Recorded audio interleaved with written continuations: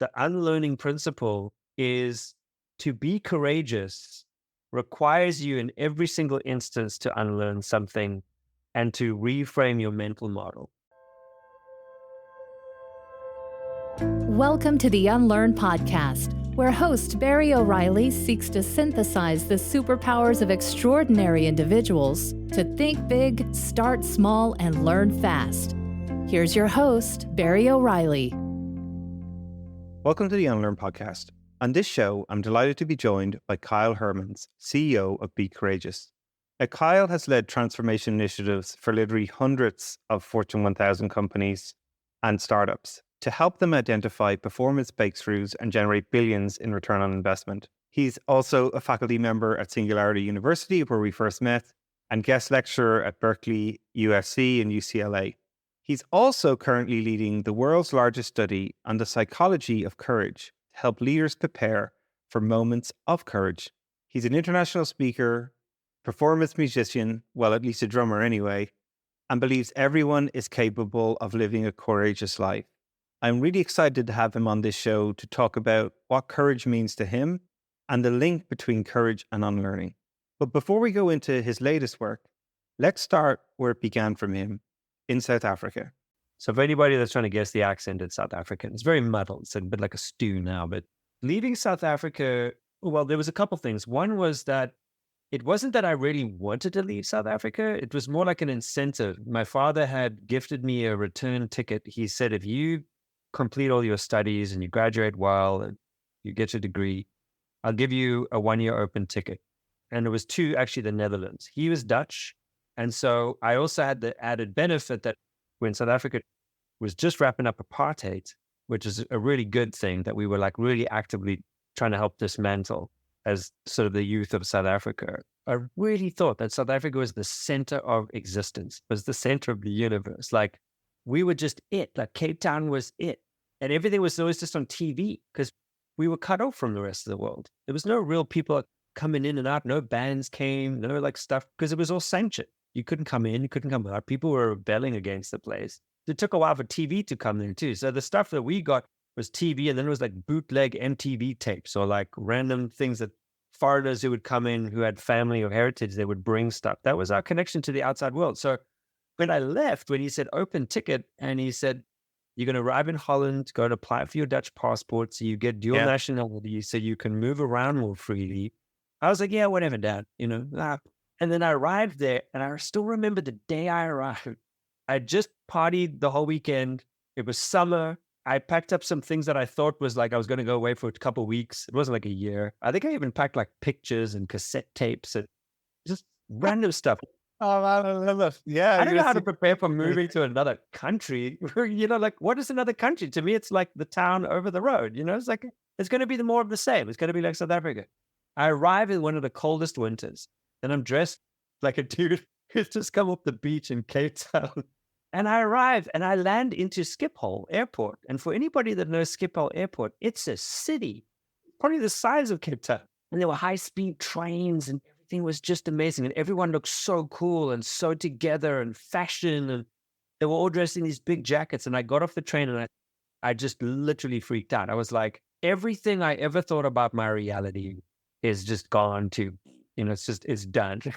And this is like, I had to unlearn everything. I would say that's the one moment. And then the second moment that came through was following the corporate structure, following the corporate ladder. I'd done consulting and corporate jobs, but I realized like in consulting, you got to work your way up through the ranks. And I'd run my own design agency. I had some experience as an entrepreneur that got acquired. So there was those little bits, but there was this thing of getting to America and getting to South Africa. Getting to San Francisco, where I got the opportunity to get in the corporate system and get those benefits and those, everything from the 401k plans to share packages because I'm at a senior executive level and these big impact things on global brands. And I was like, oh man, I've made it. Like, this is amazing. And then I got headhunted into Lippincott Oliver Wyman and a big consultancy, and everything on paper was like mapping out to be great. And it just didn't work out. Like who I was and who they were and probably how I was wired and how those systems were wired just wasn't a fit. And I was like, the biggest thing for me, as you said, to my energy is that I have so much to give. Maybe it's incredibly overbearing for a lot of people a lot of the time. And probably, I don't know if it's intimidating. It's just like a waterfall coming at you. Like, and in a structured system that's very hierarchical, that's legacy, that's been working a certain way for decades and decades and decades. And in that particular business, that was New York centric. And I went to New York to the head office and met the senior leaders of the business. You got to do your due diligence. It's like, oh, it's 2 to 3 years before you make the next level. Then it's another 5 before you make it. And I was like, well, how do you fast track that? That was my first question. Yeah. The first day was like, well, how do I do that in 2 years? Like, you don't. And I'm like, there must be a way. And then I just infuriated everybody around me. And so really saying the only way to do what you want to do in life, unless you truly, in one of the remarkable, rare occasions, find a company that will embrace you and take you as you are and then unleash you in their system, which is almost non-existent. And I do culture transformation. Like, there's always a piece of you have to reshape and file off and to fit into the system, because that's the system. The only way to truly be fully unleashed and fully expressed is to do it yourself. That was the second major moment that just came through. I love these examples. They're both a personal experience and professional one in many ways as well. This gift that your parents gave you to like put you totally outside this comfort zone, but also a space that had sort of been created around you. It's very fascinating even to hear you talk about living in South Africa, Cape Town, an amazing city, beautiful city to grow up in, but yet at a time where it's closed off from the world, and then you're put into Schiphol Airport, which is chaos, in like a 3-mile radius, and going from summer to winter, like all these very different experiences, right? To help you to grow, to expand your horizons. Fascinating to sort of have those opportunities. And just listening to you tell that story of what that would have been like, what an experience to go through. And also how you sort of work that into everything that you do. Like I say, you've been part of these phenomenal companies like Lippincott and very senior roles in those fantastic institutions, right through to now this fantastic business you've built for yourself about being courageous, and the team that works with you and all the great businesses you work with around the globe now about helping people be more courageous. So talk a little bit about what got you to that point. How did you find that word, that expression that sort of encapsulates a lot of what you are about, right? Like, I've had the pleasure to work with you in Singularity on programs where we're typically trying to help companies totally reframe their future perspective, like set them on a different trajectory, embrace technology. And to your point, like, go into the system and shake it up. And as you say, in some scenarios, people embrace that and it's special and the company changes. In other scenarios, people have the allergic reaction and they're like, whoa, we're not ready for this, or this isn't what we wanted. I've seen you navigate all those types of environments. We'll talk a little bit about that later, but let's start with the notion of being courageous, because I think that encapsulates you as an individual. How were you struck by that moment of realizing, you know what, I might be a senior exec here in Lippincott, one of the greatest creative agencies on the planet, but I need to be in this space. I'm going to go create. Origin story, a little bit of courage and how it even applies in those places. I'll backtrack to something you said just now. Those 2 examples I gave you, I didn't realize until now, like speaking with you, that I actually now intentionally put myself into what I'm going to aptly after this interview call my Schiphol Moment, where I actually intentionally get on a plane and go to a weird place, metaphorically, without those moments in my life where you kind of get shocked, when you go from saunas to ice baths, or, like those things that people do in these days to kind of shock the system. If I don't have those, and I want them to be healthy experiences, don't get me wrong, like I don't want to be like in some crazy South African culture. My friends, anybody listening to this interview, that my friends are going to probably text me and keep me really humble. They're just going to go like, oh, you sounded like this. And they'll send me insults and like, they just keep me super, super humble always. And I think courage, for me, the pursuit of courage is staying humble, yet it's like humble curiosity, which is like, I'm not going to get too trapped by the things I've done or be too defined by where I've been and what I've been doing, which is quite easy to be done. But what I'm going to do is put myself into a place where I'm going to always be probably not the smartest person in the room. I have so much to learn. I don't understand. I have to ask for help. This is a new game. I'm in a whole new system. I've got to work my way up, like humble, but at the same time, humble and hungry and curious. I'm making that realization right now. So thank you for that, Barry. So the origin story for courage, I got to work for a long time helping to develop a innovation agency called Synectics that turned into Synectics World. And one of the founders, his name is George Prince, and they've launched a bunch of really great books. If you actually look at Synectics in the dictionary, it'll say a problem-solving methodology. So you could almost trace back, and there'll be arguments about this. I'll stand in Synectics' corner, that the origin of design thinking actually comes from their body of knowledge that got then evolved into structure and corporatized. But some of the origins of the characteristics of behaviors of team dynamics and creativity can be traced to that body of knowledge. And so when I fell into that and discovered that, it was a game changer. But George Prince had a quote. Well, I would use that quote at the front of presentations on hundreds and hundreds and hundreds of workshops all over the world for a decade. It would be another word for creativity is courage. But the application of it was build a sandbox and a sand pit and get weird and get playful, which now corporate places are like, it's not about pinball machines and bean bags and like it's serious. Innovation's a serious game. Back then, it was just the creative part of the innovation process that I was playing in. And I didn't realize it had a lot more dimension. And so George Prince said this thing, another word for creativity is courage. We were at our own internal corporate offsite in Boston on a very, very cold, wintry day. And it was the meeting that sort of ended up creating a separation in the company of two sort of thought leadership groups. There was the legacy thought leadership that were maintaining the heritage and the integrity of the original content, which is really important. You want the essence to be held pure. And then there's the new guard, the younger mind saying, yeah, but we need to evolve this. It's a new modern world. What does this mean in today's thing? We got to call it different things. There was just a little too much friction.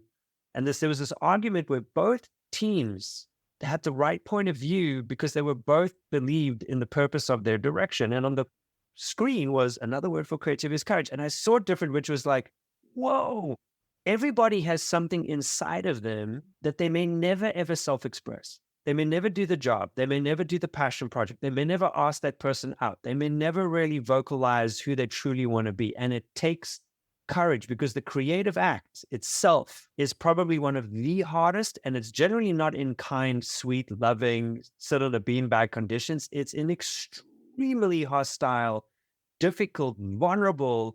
And I had this epiphany, which was, this is it. I want to help people around the world be courageous because I'd felt it. And I've found little ways to figure it out myself. And then I just wanted to kick that door open and keep going. And that's the epiphany. And then it stuck with me. 2013, when I met my wife, we registered the company as a concept. So we both had full-time jobs. While I was at Gap and stuff, Be Courageous was a concept, registered as an LLC in 2013. And we used it as a side hustle to send people to, we said, hey, if the corporate world is too structured, we've got this thing called Be Courageous where we just go mess with stuff. We go break things. We poke at systems. We super rebellious. So we like really renegades and pirates. And we would have a few clients go and push on that. Almost like the way that people call innovating on the edge. We would go play in those spaces and then bring what was acceptable back to the business, but we did it there. And then by 2017, that side hustle was like the thing we could not stop dreaming about. And then we just quit. And it all lined up. And now we almost 7 years into this. I love it. It's such a great innovation pattern in itself. You know, like take it off and grow it and turn it into something fantastic, which you have. It's just a great moment as well.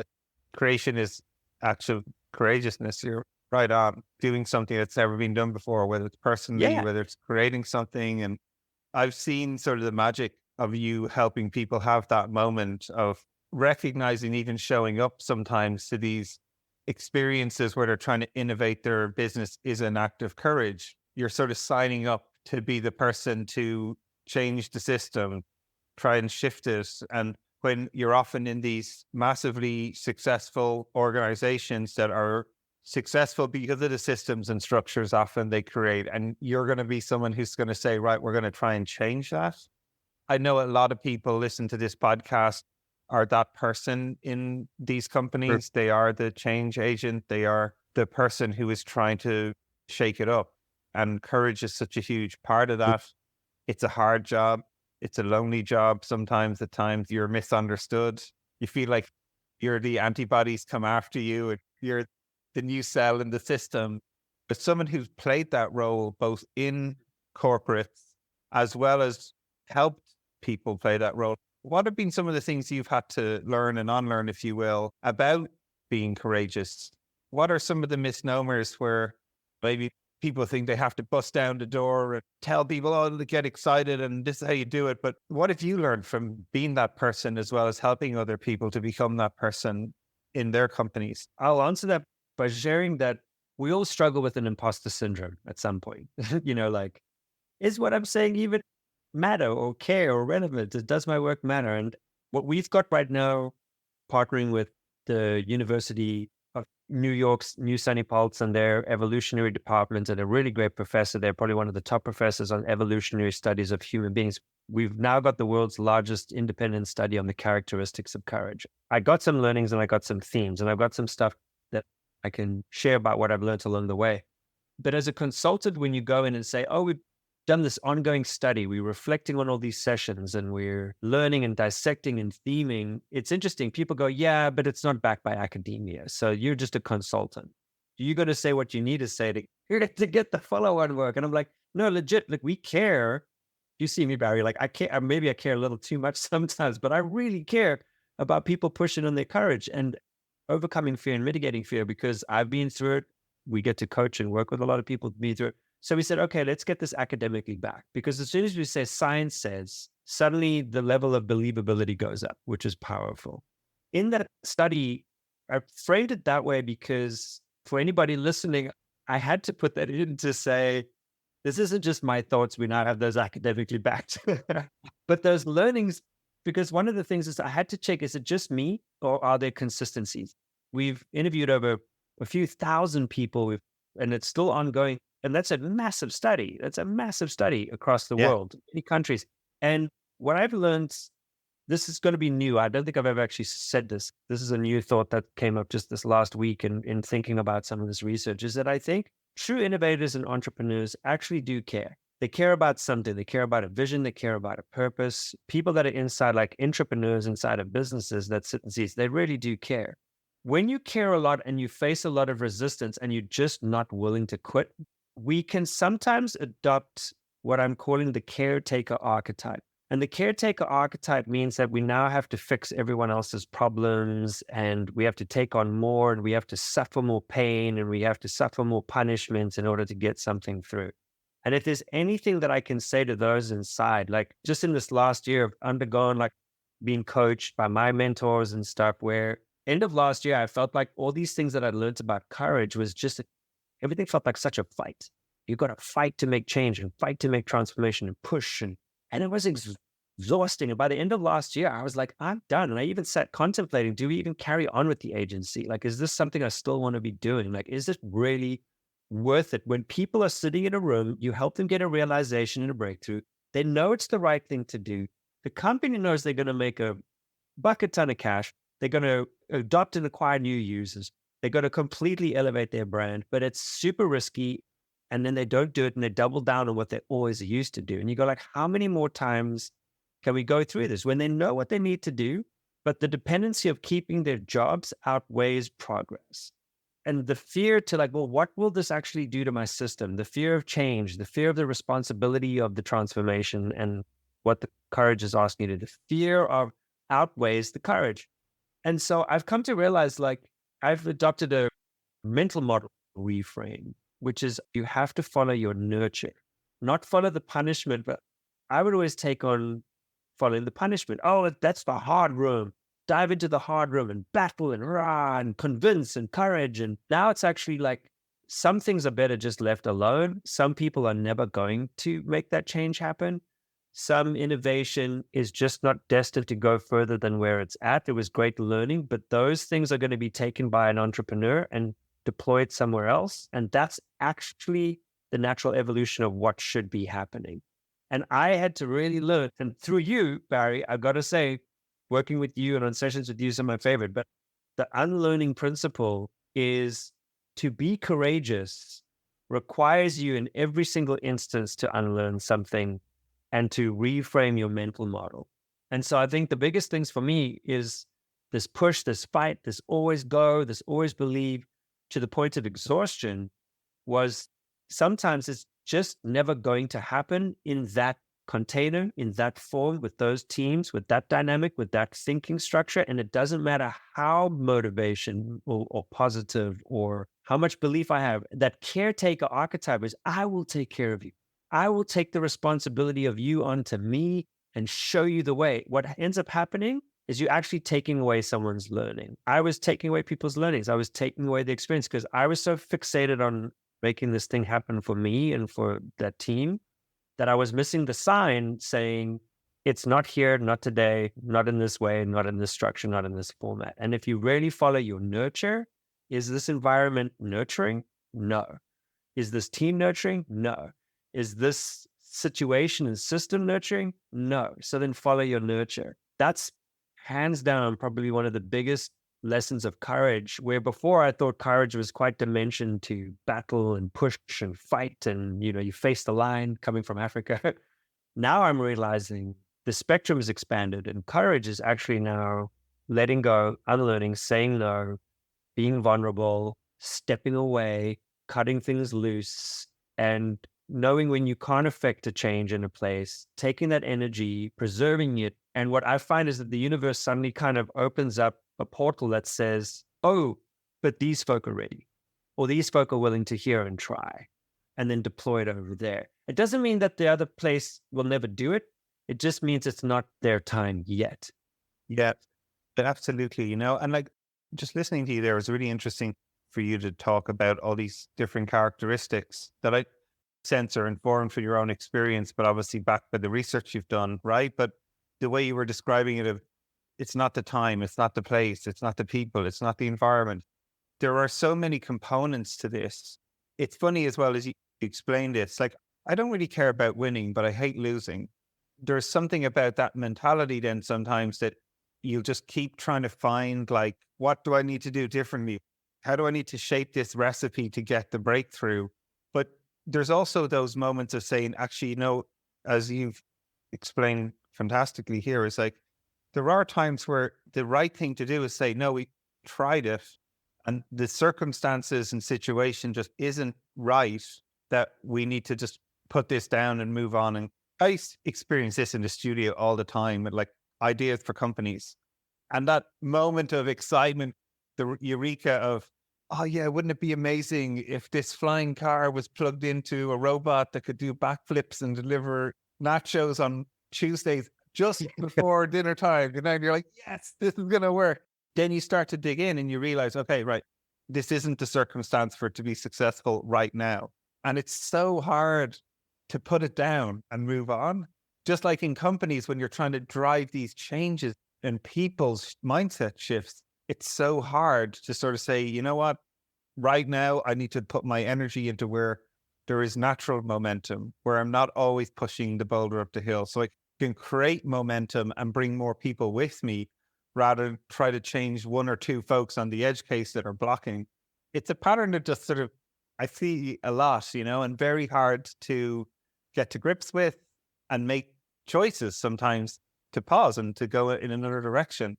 But tell us more about what you've seen through the research and your experience here on those things about the relationship between courage and unlearning and recognizing when it's time to like shift focus as well. Yeah. So there's a couple things that I find, and just visualize with me for a second. What's quite interesting is courage and unlearning are interconnected. I actually think it's another dimension, although it didn't show up in the research because I don't think we were like hunting for that. I'll give you a couple of dimensions. What the research is hitting back is, and I'll list a few characteristics of these and just give a quick headline to each. There are certain characteristics, traits. we were first thought they were psychological traits, but then that was a little too prescriptive, like personality. Characteristics are that there are these characteristics which you could choose to take on or not take on, but they live on and they show up differently for each other. So we found that calling it, saying that this is the psychology of courage was a little limiting, but calling it the characteristics of courage was great. So the first one is intentionality. And some of these will appear just so no-brainer.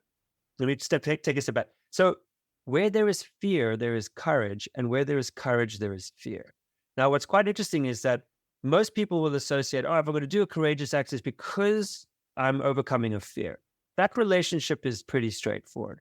What most people don't realize, and I see this day in and day out when we run and ideate in sessions and coach and train, is that somebody goes, but I'm really afraid of this. And what they don't realize is that behind this big wall of fear and doubt and self-doubt, the courage lives there on the other side of it. It's a double-sided coin. What we discovered is a simple question that breaks through that every single time, which is to go like, okay, so what's the fear? Oh, this is the fear. I'm in fear of being rejected. I'm in fear of this failing. I'm okay. What's the courage needed in this moment? That's the question. What's the courage needed? And people answer immediately. Well, if the fear wasn't there, the courage needed is that I would just get up and keep going and break it down. I'm like, exactly. Let's write that down, And we can even say like, hey, I'm feeling courageous. That's great. Or I'm doing something courageous, which is not a common thing that people will go and do. They won't go like, I think I'm going to be courageous today.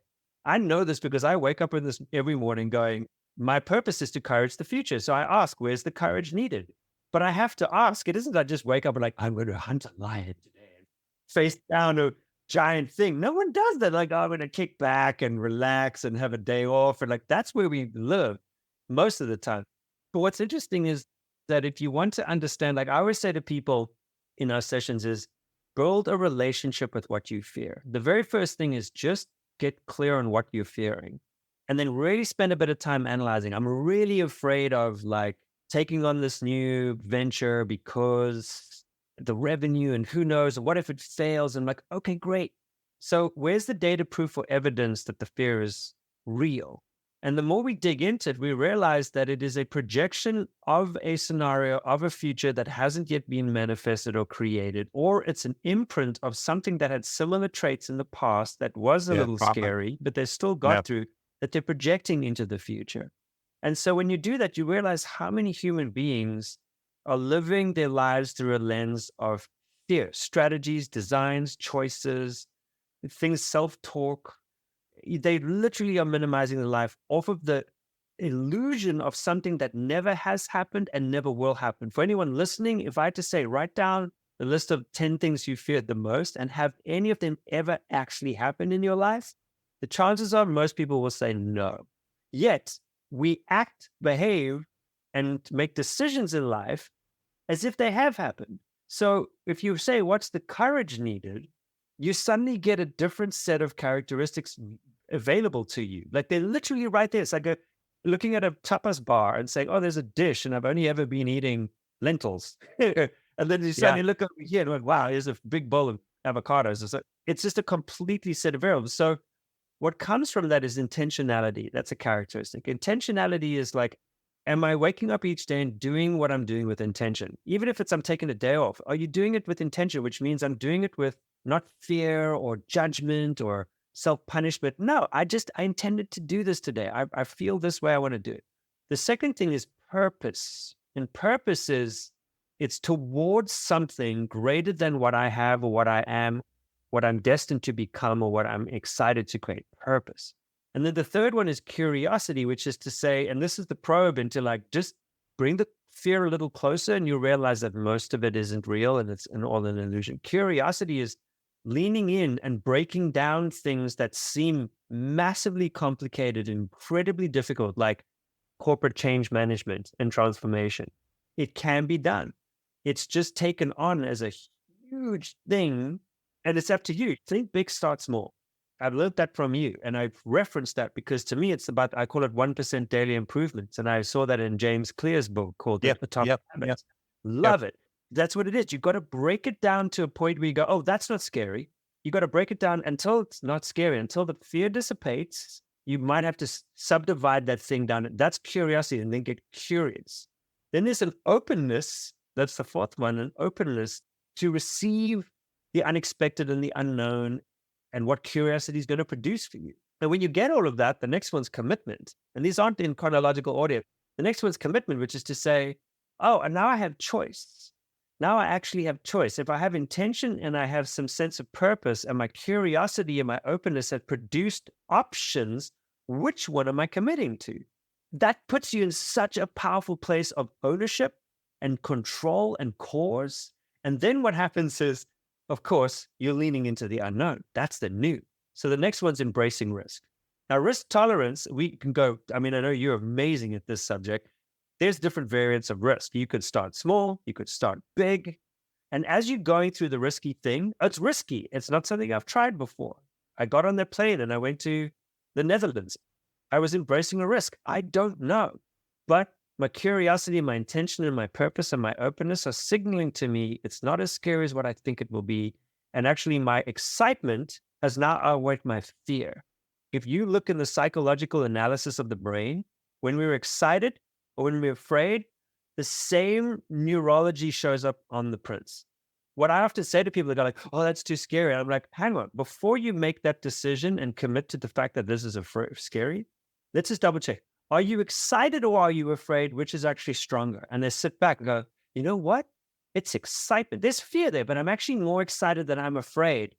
And they never realize that they could give themselves permission. So when you embrace the risk, the last two things is adaptability, because you're going to have to shake and objects are going to come at you and people around you are going to say, but Barry, you're changing. Don't do that. You have to be like this. And you got to adapt and pivot, and maybe it didn't fully work out, or you want to try something new, or you got to try 5 different ways. But the last one I think is the most important in this journey as a characteristic is acceptance. We as human beings refuse to accept the way things are. We try to undo what has happened and we fight with the reality of what is. Just look at all news and media. It's like arguing that someone did a thing as if we could ever change it. We can't. Once it's done, it's done. What we can do is shift how we respond to it or the choice we make next. And so I found that the fastest way to bring courage into your world is to accept what is. And Byron Katie, who's somebody I adore, her work is called The Work. She wrote a book called Loving What Is. And she said that the fastest way to happiness is to love what is to accept no matter how hardcore life is. And that may offend some people on this podcast, which is to say, but Kyle, you don't understand how tough things are. I get it. I've gone through some stuff, like some pretty gnarly stuff. But if I try to fight with the reality to pretend it isn't happening, I suffer. I suffer badly. And then I create strategies of suffering. But if I had to say to myself, you know what? I can't change this. I have to accept this for what it is. And it's going to take me a lot of courage to face this and make my choices. But as soon as you do that, you actually reduce your suffering and you increase your empowerment.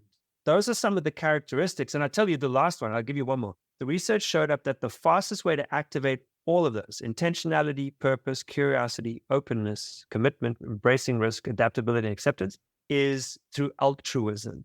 We discovered that people will not do something courageous for themselves. Like if somebody says, oh, go and base jump off that cliff. No, I'm good.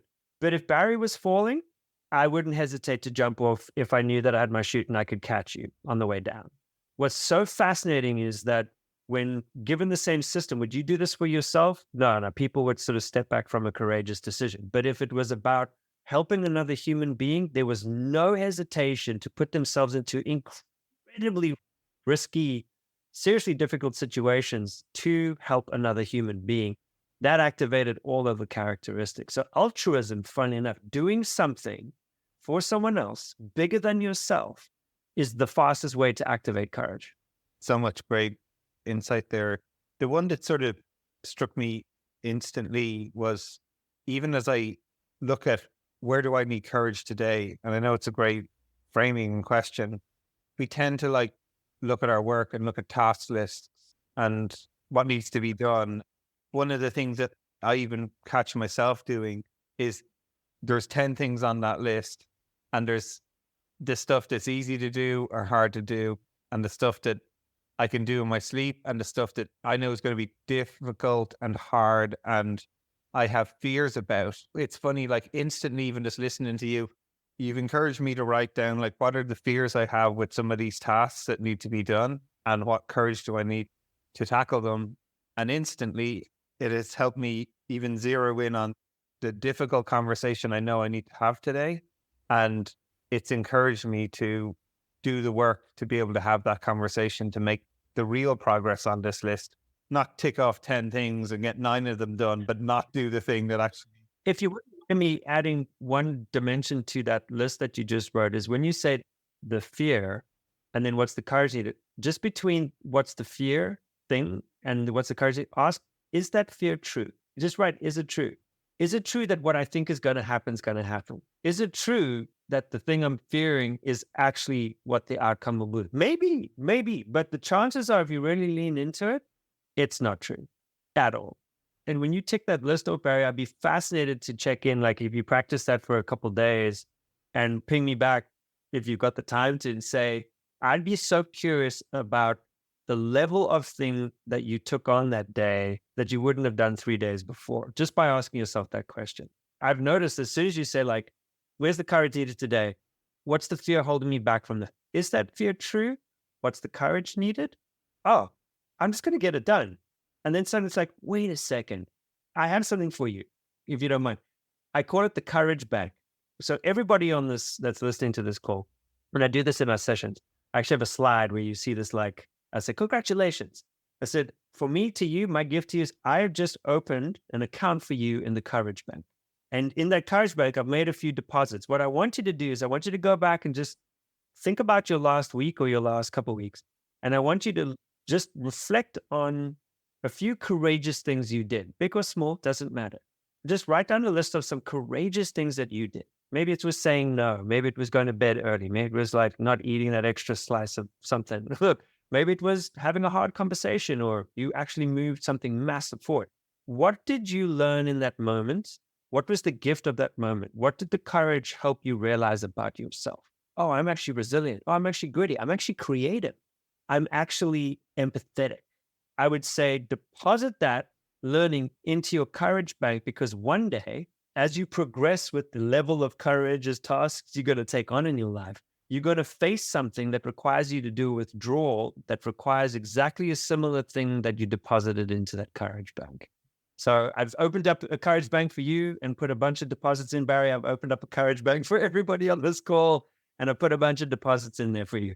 Man, I love it. Well, look, I'm looking forward to digging into my courage bank and making a few deposits and taking a few withdrawals. Look, it's been super to have you on the show, Kyle. Thank you very much for sharing your story, all the amazing work that you're doing. I highly recommend people go and check out Be Courageous.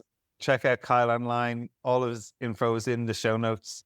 I'm sure we're going to have you back again in the future to share more. I'll definitely be sharing where I needed courage this week and many weeks ahead to make this stuff I'm trying to do happen. I really appreciate being on this show. If you don't mind, I feel like there's one question I didn't answer, but I'll do it super quick for you, which is what's the correlation between courage and unlearning? I think that the biggest correlation between courage and unlearning that I've now got from this interview is that you got to unlearn that fear is the only way to design your life. You have a choice, and unlearning gives you a choice. You can do it how you've always done it, which is operate mostly through a lens of fear, or you could unlearn that and now gift yourself the opportunity to create your life through a lens of courage. Right on. Well, I look forward to myself and lots of listeners doing that. Thanks for being on the show, Kyle, and I'm sure we'll chat to you again soon. Yeah, I appreciate you, Barry. Thanks so much. Hey, everyone. I hope you enjoyed that show, but I'm even more delighted to share the exciting news. I've recently co-founded a new venture studio named Nobody Studios. Now, Venture Studio is a vehicle for the rapid creation of new companies, from ideation to acceleration and growth. And our purpose at Nobody Studios will be to de-risk pre-seed stage business ideas. We'll do this by minimizing the time, speed, and capital involved in validating truly repeatable and scalable business models before any significant venture investment. We've an audacious goal to start 100 compelling companies over the next 5 years, and who knows how many beyond that. So if you're interested in radically changing the way work is done, how products are created, Companies built and funded, even democratizing the wealth creation and how returns are distributed, this could be the business for you. We're looking for talent, capital, and influence. If you wish to contribute any or all of these, just get in touch. You can follow us on nobodystudios.com, on our LinkedIn page, all the social media accounts, or simply my newsletters and what I'm sharing. We'll be launching a truly innovative crowdfunding campaign, and I'd be honored if you'd be willing to join us on this journey and become a nobody yourself.